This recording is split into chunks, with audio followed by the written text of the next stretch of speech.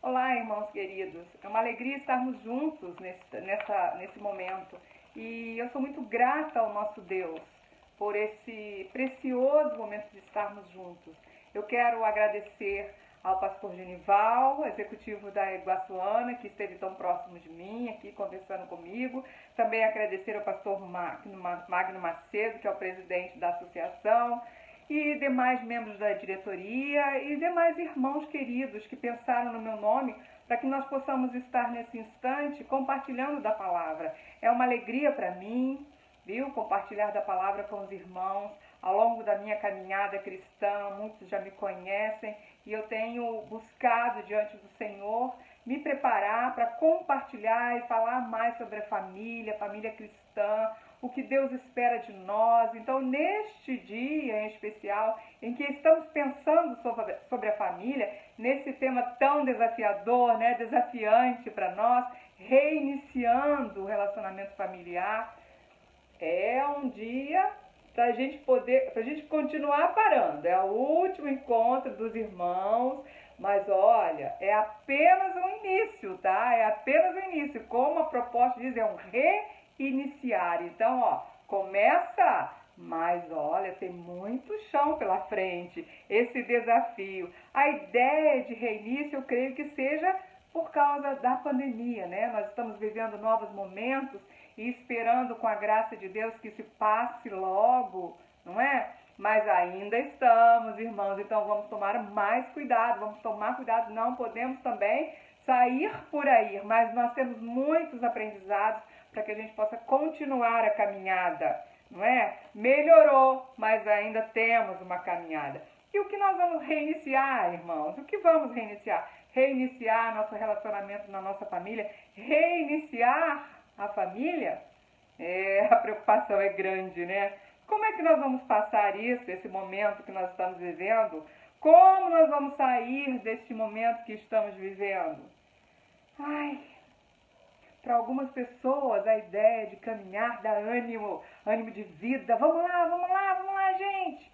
Para outras, ai, dá um cansaço. A pessoa pode dizer assim, ai meu Deus, novamente isso, vamos voltar de novo. Ah não, Deus, estou muito cansado.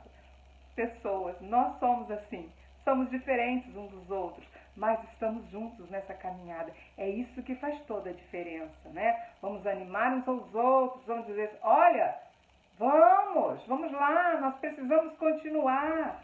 Temos muito ainda a fazer, mas graças a Deus que a gente pode parar um pouquinho e eu gosto de pensar assim, hoje nós estamos fazendo um pit stop. Olha, presta atenção, lembra aí comigo. Quando você assiste a TV ou vê em outros meios de comunicação, nos esportes, quaisquer um deles, nos esportes automobilísticos ou individuais, né, coletivos, sempre tem um momento de parada, não é? Tem um momento de parada em que a gente para quê? A gente para abastecer, para trocar os pneus, para beber água, para tomar um fôlego, não é? Para ouvir os conselhos do técnico, ou para ser chamado a atenção pelas coisas erradas que fez, ou para receber elogios, né? Isso, e hoje nós estamos fazendo esse pit stop para pensar na nossa família. O que será que foi perdido, gente, nesse tempo para a gente se reiniciar, para a gente dizer assim, eu preciso dar uma paradinha para melhorar isso aqui. Nós estamos vivendo tempos de dores, não é? Tempos de lutas, tempos de dor sobre dor, luto sobre luto também. E nós, como líderes, os irmãos como líderes, estão sabendo das suas dores individuais, têm consciência das suas dores individuais, mas ainda as coletivas. Cada dia mais a gente fica sabendo. E isso vai também nos dando assim um sentimento de perda muito grande. E a família, será que ela sofre essas questões? Sofre conosco? Claro que sim, irmão. Sabemos que sofre, né? Sabemos que sofre. E será que essas coisas que foram perdidas nós vamos conseguir reconquistar? Vamos conseguir reiniciar? Eu creio que sim. Eu creio que sim, porque é para isso que estamos fazendo o pit stop. É para isso que você parou aí um pouco, é para isso que eu também parei. Porque porque eu acredito nisso, eu tenho certeza que você também está desejoso. Mas o quê? O que pode ter acontecido para que a gente tenha que parar? O que pode ter acontecido na família para que a gente tenha que parar e pensar? Será? Será que aconteceu assim a falta de diálogo? Uma aproximação maior, sorrisos, camaradagem, paciência, respeito, um comando, perda da liderança, abraços, né, carinhos, palavras de ânimo, proteção, atenção. Essas e outras coisas podem acontecer. Cada um sabe da sua realidade. De repente, todas essas coisas são comuns a todos nós, mas uns têm mais, outros menos. E aí você aí sabe bem o que está acontecendo na sua família para que você possa, então, nessa parada, nesse pit stop, reconhecer, dizer, eu preciso melhorar nisso. Então, vamos melhorar nisso. Vamos trabalhar em equipe, porque sozinho a gente não consegue. Não é? É tudo em equipe, graças a Deus. Nós estamos vivendo, irmãos, eu quero chamar a sua atenção para isso, um tempo pandêmico, um tempo de muito cansaço, um tempo de pouca produção para alguns, ou para outros de muita produção, porque não conseguem se ver e aí tem que produzir, produzir, produzir. Isso também não é bom. Mas nós estamos vivendo um cansaço, em sua grande maioria. Um cansaço chamado de esgotamento pandêmico. Irmãos, eu sei bem o que é isso. Todos nós estamos vivenciando um esgotamento, um cansaço chamado de esgotamento pandêmico. Perdemos as forças, perdemos a alegria, não é? Perdemos muitas coisas. E uma outra coisa também que a gente pode prestar atenção, chamar a atenção, dá licença aqui, irmão, é que estamos vivendo a terceira onda. Mas não é a terceira onda de vírus. É a terceira onda que psicólogos, psiquiatras, psicanalistas estão chamando a atenção para essa terceira onda, que é a terceira onda da saúde mental. Ou seja, da doença mental, que já veio, já chegou e se instalou. E está chegando também. Então a gente precisa prestar atenção nisso, queridos. Estamos vivendo este momento. Você pode estar vivendo, eu também posso estar vivendo, o membro da igreja pode estar vivendo, o meu familiar também, porque as nossas dores são individuais, mas também são coletivas e elas são reais. Não tem como fugir. Nem para que fugir. É bom nesse pit stop aqui a gente parar e refletir sobre isso. E aí a gente vai aprendendo que nessa história, nessa caminhada, a gente precisa ser um pouco mais amoroso conosco. Com a gente mesmo. E aí com o outro. Porque a gente só consegue ter essa empatia, ter essa leveza, quando a gente também para um pouquinho e presta atenção nas nossas necessidades, nos nossos desejos. E aí a gente vê assim, puxa, eu precisava desse pit stop. E aí eu me reabasteço para continuar. Eu me reabasteço para reiniciar a caminhada. Isso é bom demais. Em nosso contexto aqui, entre nós, tá, gente? A família começa com o casal, não é? Vamos lá? Vamos lembrar disso? No nosso contexto, a família começa com o casal. Depois é que vem os filhos e depois outras constituições familiares vão se estendendo, né? E vai se ampliando. Mas, vamos lembrar, lá atrás, começou com o casal. Por quê? Que dentre milhares de pessoas que existem por aí, a gente se uniu àquela pessoa em especial. Pode ser que você esteja vivendo há tanto tempo com essa pessoa que esse pensamento já tenha se perdido. Você já está tão acostumado, ou infelizmente tão irritado ou irritada, que já não pensa mais assim. Mas olha, eu quero te voltar esse pensamento, quero te chamar a voltar esse pensamento lá atrás. Reiniciar, mas reiniciar corretamente. O que te levou a prestar atenção naquela pessoa?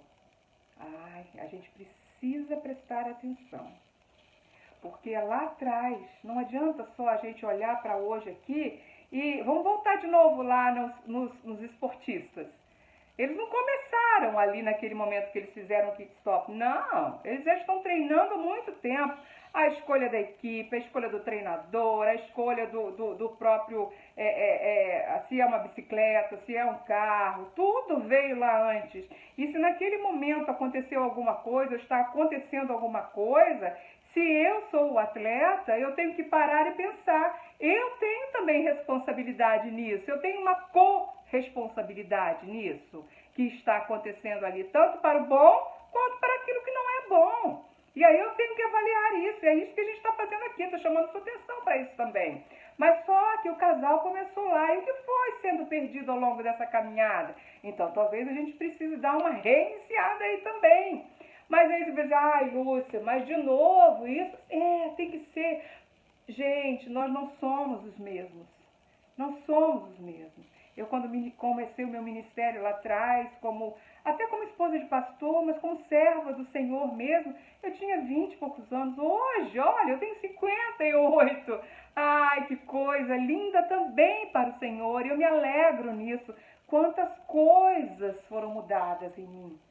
E eu quero mudar mais para a honra e glória do Senhor. Não dá para permanecer igual. Não dá. O próprio Deus é criativo. Ele nos trouxe tantas ideias boas, tantas coisas boas. Imagina se nós continuássemos vivendo como éramos lá atrás. Não dá. Tem muitas coisas boas. Claro que também tem as suas coisas que não são lá muito boas. Mas a gente vai se apegar às coisas boas, porque é isso que é importante. Então, a gente tem as fases da vida, os ciclos da vida, como eu gosto de chamar, e quem segue a linha sistêmica que eu sigo, a gente chama dos ciclos da vida. Então a gente nasce, a gente vivencia tudo lá, a gente cresce, aí a gente casa, depois a gente tem filhos, e aí vamos pensar na ideia do casal. Aí a gente tem os filhos, aí começa aquela primeira fase, que a gente chama de panela de pressão. Ai, meu Deus, é uma correria, parece que a coisa está meio louca, a gente meio que se perde. Depois vai crescendo um pouco, aí tem outra fase, que é a fase da adolescência dos nossos filhos, e nós também entramos em certas crises. E depois tem a vida adulta, como a gente chama também do ninho vazio, e a velhice. A velhice, que é o tempo que, pelo que a gente está observando, eu tenho certeza que você já observou, é o maior tempo que a gente vive. Só que nós não fomos preparados para isso, Quando a gente era criança, perguntava pra gente assim, o que você vai ser quando crescer? Pois é, hoje a gente tem que perguntar o que você vai ser quando envelhecer, porque nós estamos vivendo muito tempo na velhice. E uma outra coisa que a gente precisa aprender também e lembrar, se você já sabia, então vamos ser relembrados desse instante. Gente, nós vivemos crises constantemente. A gente não tem a crise só da adolescência, a gente tem crises a vida inteira. Crise de existência, porque estamos existindo, não é? Estamos existindo. Tudo nos afeta, vivemos no meio de um sistema, nosso corpo é um sistema, o casal é um sistema, a família é um sistema, então tem a família extensa e tem um sistema maior que tudo nos afeta, tudo nos afeta. Nossos problemas são gerados por nós, mas também pelo outro, e nós também geramos problemas, mas também nós geramos solução, o outro também gera solução. Então, na fase agora que eu estou vivendo, eu preciso aprender essa fase, sabe? Eu nunca tive 58 anos. Eu não sei o que é ter 60 anos. Eu tenho muita teoria, Todos nós. Se ainda não vivemos, temos teoria, porque também gostamos de estudar, mas ainda não estamos lá. E às vezes nos assustamos. Na maioria das vezes nos assustamos, Mas aí a gente tem que passar por uma adaptação, um reconhecimento, uma valorização desse momento que a gente está vivendo para continuar a viver. Eu e o outro que está comigo. Eu e a minha família. O diálogo antes era de uma forma e o diálogo agora precisa ser um pouco diferenciado, mais flexibilizado, mas continua sendo diálogo, Os toques, os carinhos, os abraços podem ser modificados, mas tem que continuar. Porque tem que continuar com os abraços, os sorrisos. O que aconteceu que não se sorri mais? Então vamos procurar isso, vamos trazer para a nossa realidade aquilo que nos dá esperança, porque as coisas ruins elas chegam, a gente querendo ou não, mas aquilo que nos dá esperança a gente tem que buscar, provocar, fazer acontecer, e é isso. Então hoje nós estamos fazendo acontecer o reinício. Temos que trazer essas coisas boas, o que te faz bem, o que faz bem ao outro. Se morreu, vamos fazer aí, aparecer, ressuscitar. Está precisando dar uma acordada. Então vamos fazer isso. Esses são os ciclos da vida. E nós estamos constantemente vivendo ciclos da vida. E se vamos viver até 90 anos, 95, olha só, não quero te desanimar não, porque senão é desânimo, mas olha, de décadas em décadas, de período em período, nós vivenciaremos uma crise existencial. Mas é bom a gente vivenciar essa crise, porque temos a oportunidade de crescer. Temos a oportunidade também de reafirmar os nossos valores, o nosso amor por nós, mas principalmente pelo nosso Deus, porque quanto mais nos aproximamos do nosso Deus, mais também cuidamos de nós. Isso é muito bacana. Muito bacana. E a gente sabe que ler bons livros é muito bom, né? Não é à toa que eu estou aqui falando, porque afinal de contas eu estudei e estou estudando muito, e eu gosto de estudar. Algumas pessoas não curtem muito lá a psicologia, mas outros, assim, não curtem estudar a psicologia, mas querem saber da psicologia e ficam dando pitacos que nem sempre dão certo. Aí ficam achando que a psicologia não é lá grande coisa. Não, a psicologia é uma coisa boa. Psicologia, filosofia, outras ciências também, mas elas não são primordiais. Elas não são a nossa base. A gente precisa pensar sobre isso. Lembra, isso me veio à mente quando eu estava estudando aqui, uma ilustração muito antiga que os pastores antigamente gostavam de contar. Era assim, de um barqueiro e de um intelectual. Aí o barqueiro chegou num contexto lá, né, de rio, aí ele tinha que atravessar o rio, o intelectual tinha que atravessar o rio e precisava da ajuda de um barqueiro. Então veio lá ele, um barquinho pequenininho, e aí na conversa lá dentro do barquinho, aí o intelectual olhou para aquele ser assim e desvalorizou logo, né? E o barqueiro, obviamente, percebeu. Daí o intelectual faz assim: o senhor entende de matemática? Aí, não, senhor, eu não entendo não. Ah, então o senhor deve ter perdido alguns porcentos aí da vida. O senhor entende de português? Não, senhor, não me preocupo muito com isso não. Então o senhor perdeu mais não sei quantos porcento da vida. O senhor entende de filosofia? Não, senhor, não entendo não. E o barqueiro tá lá, né? Tá lá no meio do rio, lá, de diálogo pra lá, diálogo pra lá. O barqueiro, na visão do intelectual, tinha perdido, né? Perdido não sei quantos porcento da vida, quase sua vida toda. Mas aí acontece alguma coisa errada no barco, o barco vai virar, aí o barqueiro pergunta pro intelectual lá: e o senhor sabe nadar? Aí ele: não sei nadar. Ai, se te informar, então o senhor perdeu a sua vida inteira. Sabe, eu me lembrei disso. É uma coisa assim meio engraçada e trágica ao mesmo tempo, porque na verdade é assim que a vida é. A gente tem muita coisa boa mesmo para ler, muitos livros para se informar, e eu amo estudar. Nessa pandemia fiz alguns cursos, não fiz mais porque realmente não tive condições para isso. A gente tem que saber também o limite, não é? Mas, no nosso contexto, na nossa especificidade, na sua especificidade como pastor, como ministro do Evangelho, esses livros não podem ficar acima da palavra. Ouça bem, querido, não podem.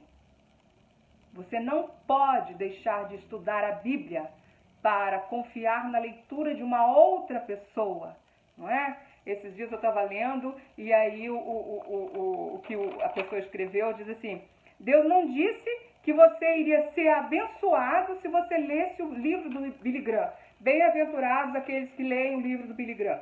Não, você vai ser edificado, né? Mas não é porque você está lendo o Billy Graham. Se você está lendo o Billy Graham, é porque ele é um servo do Senhor que te trouxe muita coisa boa. Mas qual foi a fonte do Billy Graham? É essa fonte que você tem que ir. Spurgeon também. É tão bom quando a gente gosta de Spurgeon. Eu gosto muito de Spurgeon, eu gosto de ler.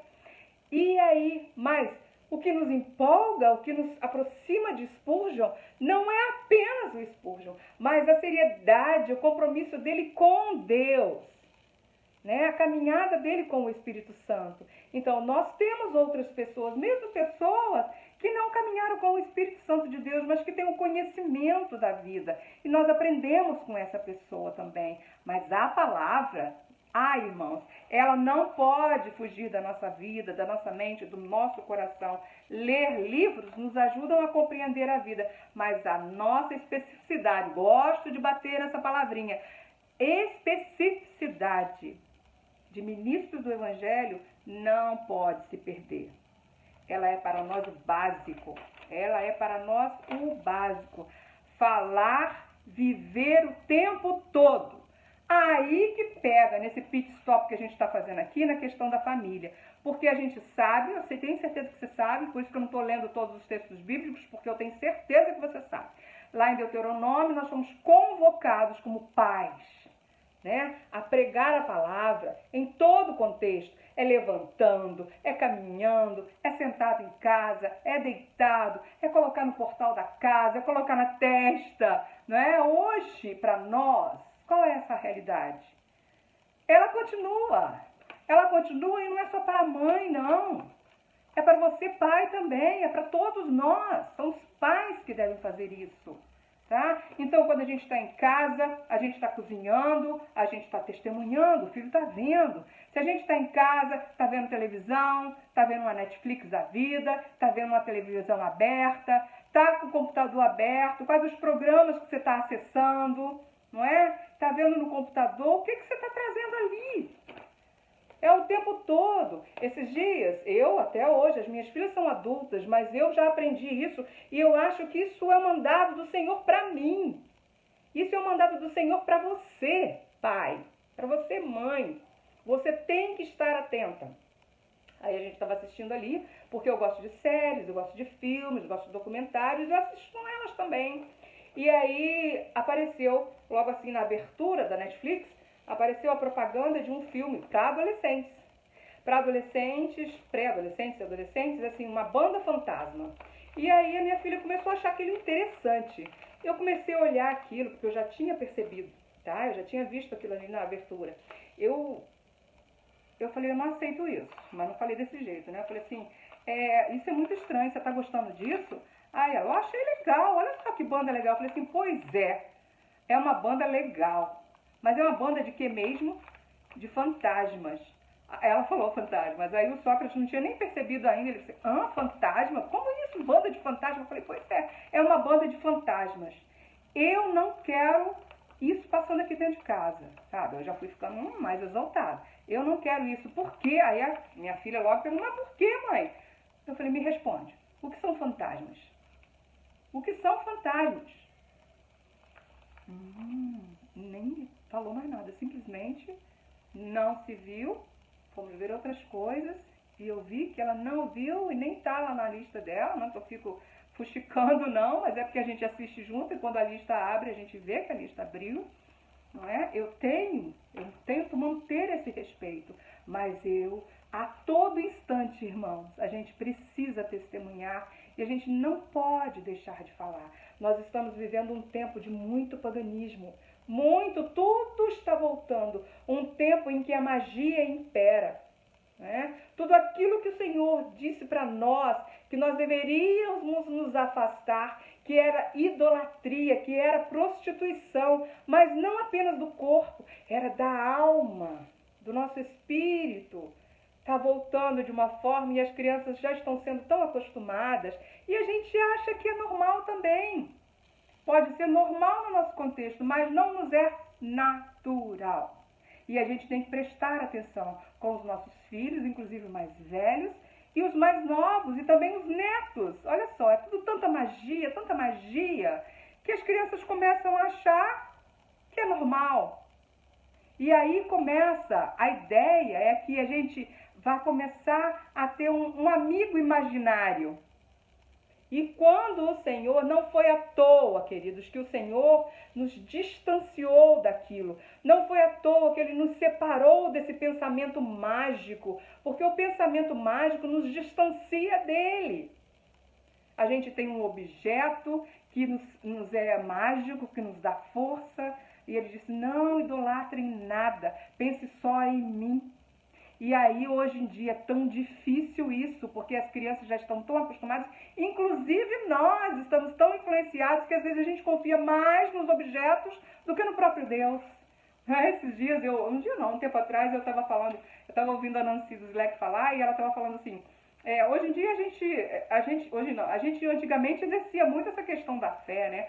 Os filhos saíam de casa, a gente também saía, mas depois que entrou o celular, agora a gente não fica mais exercitando a fé, não. A gente liga, a gente quer saber, então assim, olha só, nos mínimos detalhes, é assim que funciona conosco. Não é que seja errado, a gente precisa tomar cuidado. Mas também não é ficar irritando os filhos, né? A palavra de Deus diz para a gente tomar muito cuidado com isso, porque às vezes a gente fala tanto, a gente proíbe tanto, que o filho não vai ver ali dentro de casa, mas vai ver longe, vai ver escondido, vai acessar aqui, vai acessar ali. Então a gente precisa esclarecer, esclarecer. E aí eu retomo lá a ideia. O que são fantasmas? Fantasmas não pertencem a Deus. Os mortos não caminham entre nós, não é? Ao homem foi dado morrer uma só vez, e quem está em Cristo é uma nova criatura e não está aqui entre nós. Quem é que caiu do céu? Quem é que caiu do céu no sentido que veio com seus anjos? Foram os demônios. Então, isso eu já ensinei para os meus, isso eu ensinei para mim, eu aprendi. Graças a Deus, eu ensino para os meus. E aí, ainda adultos têm que lembrar? Tenho. Lembrar e testemunhar. Então é o tempo todo, é o que nós ouvimos, é o que nós falamos, e isso é muito importante. Olha, precisamos viver o que a palavra nos diz. Quais são as promessas do Senhor? Você sabe, você pode até ter esquecido aí um pouquinho, mas as promessas do Senhor, e aí eu retirei do Brodos, o Brodos que a gente já conhece, que vocês também conhecem, me esqueci aqui agora, bíblico, né? Bíblico. Então, assim, 3 passos que nos levam à vitória diária para reiniciarmos em vida, para recomeçarmos em vida. Conhecer. Comentário bíblico, desculpe, me fugiu a palavra, comentário bíblico, brothers. Então, conhecer. Conhecer nossa posição espiritual e nossos privilégios em Cristo, o que acarreta investir tempo com Ele e Sua palavra. Queridos, eu sei que você sabe disso, mas também eu sei que a gente esquece isso. Eu sei que a gente para de conviver com isso. Estando trabalhando todos os dias com isso, a gente pode cair num erro de investir tempo com Ele na Sua palavra. A gente vai ler só para poder fazer o sermão, mas a gente lê, aprende com o sermão, mas a gente precisa também de cultivar um momento lá especial com o Senhor, né? De contemplação com o Senhor. A gente precisa disso. Reconhecer. Então, o primeiro é conhecer. Agora a gente precisa reconhecer. Olha só. Reconhecer que em nossa vida é verdade tudo o que Deus diz a nosso respeito na Bíblia. Tudo que Deus diz a nosso respeito na Bíblia, na palavra. O que significa ter o tipo de fé que nasce do Espírito. Isso aí, gente. Infelizmente, a gente tem visto tanta gente investir o seu tempo, o seu conhecimento em outras tantas coisas, e a fé dessa pessoa vai sendo influenciada por esses outros pensamentos, e não pelo Espírito Santo de Deus. Olha isso aí, então nós temos que conhecer, reconhecer e depois nos entregarmos constantemente ao Espírito, o tempo todo, não apenas ocasionalmente. Isso é andar no Espírito. Isso a gente prega, isso a gente tenta cultivar na nossa vida, mas a gente tem que cultivar sempre, porque nós nos distanciamos, mas o Senhor não. Então nós é que devemos conhecer, nós é que devemos reconhecer, nós é que devemos nos entregar. E esse é o tempo todo. E esse pit stop aqui é muito especial. Esse é o nosso tempo de reiniciar. Lembrar. Também uma coisa importante, que isso é um processo. Você não chegou aqui hoje, né? Você está aqui hoje, mas olha a caminhada que te trouxe até aqui. Então, o processo é um pouco trabalhoso, é um pouco longo, a gente diz assim, fica redundante, é um trabalho trabalhoso, né? Reiniciar dá trabalho, as ferramentas corretas. Mas vamos lá, não vamos desistir, porque quando fazemos isso para nós estamos nos alegrando, estamos reabastecendo, estamos fazendo bem a nós e ao outro. E aí eu quero terminar com a palavra de Deus, num texto que me veio à mente, e aí eu tive até que consultar o meu marido, perguntando para ele, amor, o que você acha disso aqui? Acho que vai ficar meio descabido. Aí ele falou assim, não, amor, né? Vai ficar, então eu tenho um reforço pastoral aí, tá, gente? Tem um reforço pastoral aí. Apocalipse 21, de 1 a 5, diz assim: Então vi novos céus e nova terra, pois o primeiro céu e a primeira terra tinham passado, e o mar já não existia. Vi a cidade santa, a nova Jerusalém, que descia dos céus da parte de Deus, preparada como uma noiva adornada para o seu marido. Ouvi uma forte voz que vinha do trono e dizia: Agora o tabernáculo de Deus está com os homens, com os quais ele viverá. Eles serão os seus povos. O próprio Deus estará com eles e será o seu Deus. Ele enxugará dos seus olhos toda lágrima. Não haverá mais morte, nem tristeza, nem choro, nem dor, pois a antiga ordem já passou. Aquele que estava sentado no trono disse: Estou fazendo novas todas as coisas. Ai, Deus, que coisa maravilhosa! Aquele que estava sentado no trono disse: Estou fazendo novas todas as coisas. Irmãos queridos, é isso que está acontecendo conosco. Deus está fazendo novas todas as coisas. É assim que devemos olhar. Estamos passando realmente um momento muito difícil, de muita dor, de luto sobre luto. Estamos vendo Deus peneirando as coisas. Estamos perdendo amigos, familiares. Nós mesmos, às vezes, estamos nos perdendo. Isso. Mas Deus limpará tudo isso. E Deus está fazendo novo todas as coisas. Esse, então, é o último dia desse congresso. Eu fico muito feliz por ter compartilhado esse momento contigo. Um momento muito precioso. E eu quero dizer, lembre-se, fortaleça-se nesse pit stop que Deus te deu, uma oportunidade tão especial. Ele é o técnico, não é? Ele é o nosso técnico e parou uma equipe para te mostrar que você precisa renovar, que você precisa ser restabelecido para voltar a caminhar, porque Deus está fazendo novo todas as coisas para a honra e glória dele. E olha, para a nossa alegria. Em nome de Jesus. Amém.